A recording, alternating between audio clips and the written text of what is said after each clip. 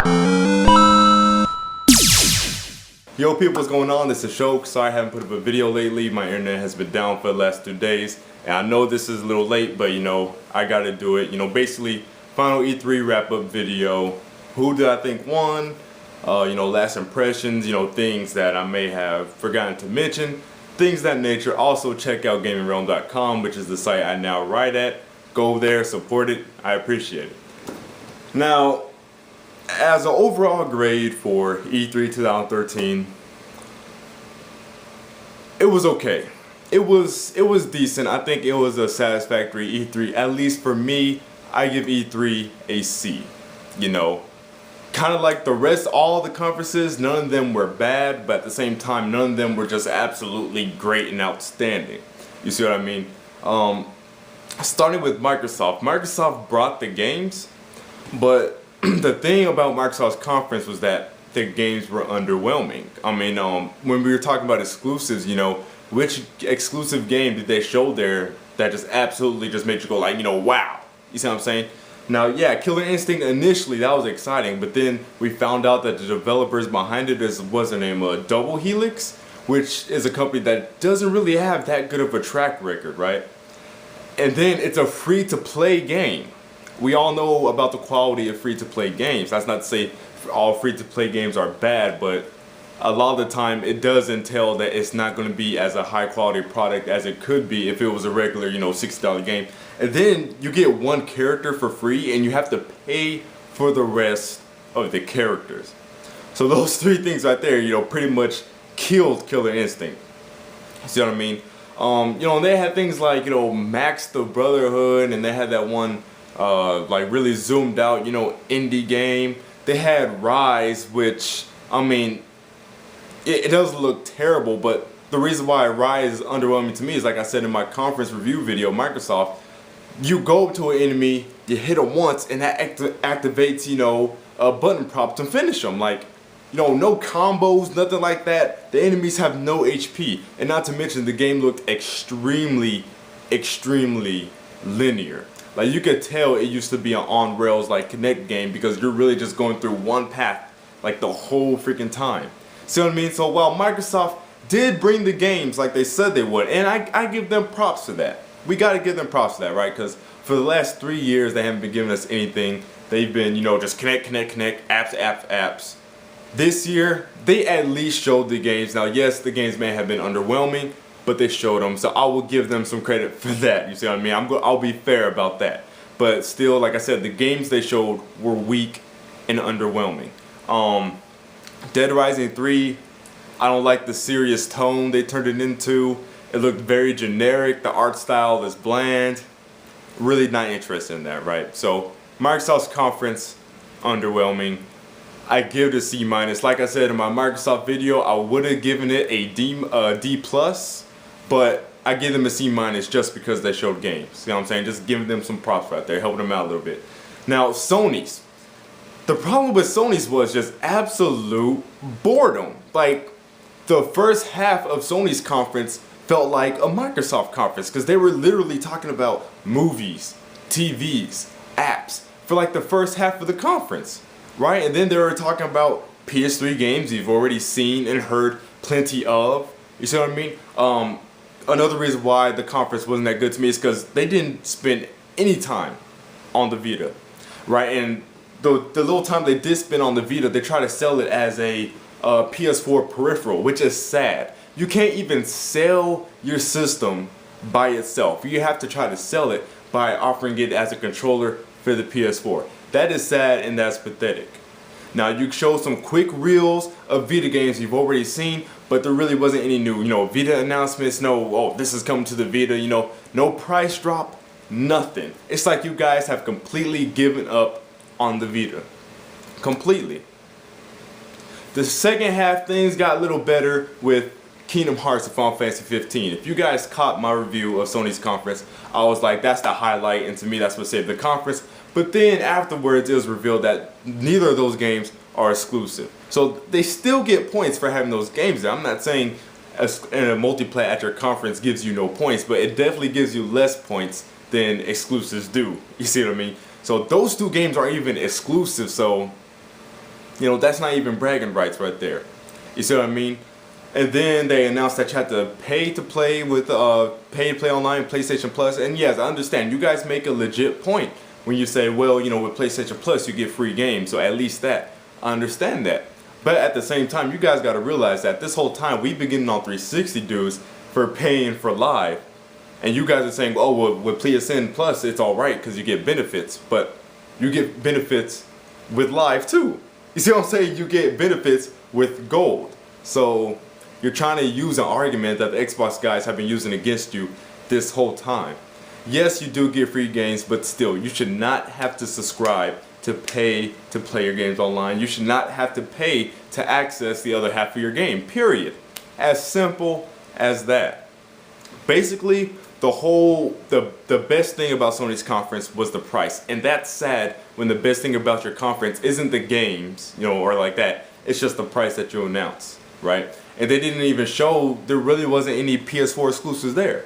And I'm talking about new ones. You know, there's Killzone, you know, Knack, you know, Infamous Second Son, Drive Club, aka the games we've already seen and heard of that magazines have already had hands-on, you know, previews and stuff like that with before E3 even came along. You see what I mean? The difference between Sony's conference, right, and Nintendo's Direct is that Nintendo's reveals were gameplay reveals. You see what I'm saying? And these were games that we knew were coming, but we haven't actually seen before. And this is going into the Nintendo thing. You guys, if you didn't catch my Nintendo review, I basically said that it was a satisfactory conference. My big problems were no surprises whatsoever. Retro Studios games was disappointing. Although Donkey Kong's gonna be a great game, don't get me wrong. The 3D Mario was highly disappointing, but it's gonna be a great game, don't get me wrong. And then like no third party, like no new third party announcements whatsoever. And they didn't talk about the summer update. But Bayonetta 2, Project X, and Smash Bros. Pretty much made the Direct for me. You see what I mean? So that's pretty much my review of Nintendo's conference. And like I said, I give the edge to Nintendo's conference over to simply because Sony and Microsoft did a lot of you know, CG trailers and CG reveals and stuff like that, as to where Nintendo revealed new games we haven't actually seen before, and they were gameplay reveals. You see what I mean? But across the board, all three of them were definitely disappointing compared to what a lot of people were expecting this year. And when it comes to everybody, including Ubisoft and EA, I'd say, and I hate, as a Nintendo fan, I hate to say this, but I say EA won E3 if you want to count all the conferences. Nintendo, Sony, and Microsoft, I'd give the edge to Nintendo, but when it comes to all of them, I'd say EA won because Plants vs. Zombies Garden Warfare, Star Wars Battlefront, and yes, that was a CG trailer, but it's Star Wars Battlefront. That's all I have to say. I don't have to explain that. And then the game I was waiting for personally for the longest now, Mirror's Edge 2. And then, you know, EA just had a overall, you know, good presentation. You know, they had, you know, good light work, you know, good music, stuff like that. You know, it was presented really well. So I'll give the edge to EA overall. Ubisoft was very disappointing. Ubisoft's whole conference was a bore fest until they got to The Crew and the Division. So I mean, so that's pretty much my general review of E3 and whatnot. My top 5 games at this year's E3, my top 5 games, Mirror's Edge 2, that's already a given, right? Kingdom Hearts 3, thank you, finally. Final Fantasy 15 moved to next-gen consoles, and if you guys caught my my Sony, not predictions, but what I want to see from Sony's conference video, I actually said I want Final Fantasy 13 to be moved to the PS4. Lo and behold, it happened. So Mirror's Edge 2, Kingdom Hearts 3, Final Fantasy 15, Smash Bros, which I wanted to see, and what the hell was the other game? Oh yeah, no, yeah, Project X. Those 5 games right there, only one of them is, only one of them hasn't necessarily been revealed before. I mean, I guess you could say Final Fantasy 15 has already been revealed, but, you know, not like that, you see what I mean? But most of this game was already shown back in January, but still, that trailer was just so well put together. The music was epic, the scenes they showed was epic, that it was one of my highlights for E3. Honorable mentions are And Star Wars Battlefront. Almost forgot that. But honorable mentions are that Plants vs Zombie Garden Warfare. Yes, I hate EA. I hate their guts. But I'm sorry, that game looked pretty damn fun. that game looked dope. So what was that? Bayonetta 2, because I was really interested in seeing what that game would look like and play like and things of that nature. It wasn't a huge megaton highlight for me, but like I said, honorable mentions right here. And then the last game being Titanfall.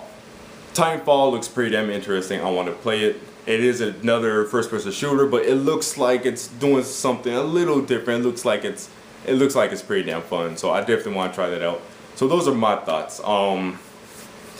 That's pretty much it. And again, I know a lot of Xbox guys going to be like, Microsoft brought the games and people are still whining. Well, we said we wanted games, yes, but we didn't expect these games to come along with all this anti-consumer BS. You see what I mean? And that's pretty much where the problem lies, right?